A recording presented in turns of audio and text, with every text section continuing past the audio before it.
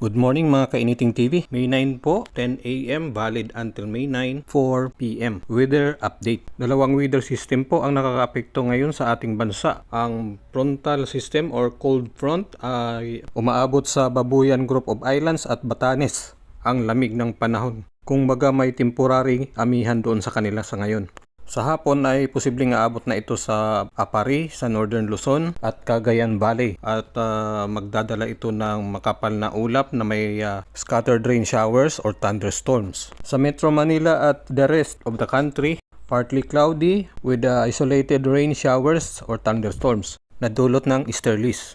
Samantala ngayong umaga may nakikita tayong localized thunderstorm dyan sa may Zamboanga City at Basilan. No? Mayroon din sa east of Palawan, no? Sa karagatan at banda rin sa island mismo. Hindi pa rin natin inaalis ang posibilidad na ang kumpol ng kaulapan na ito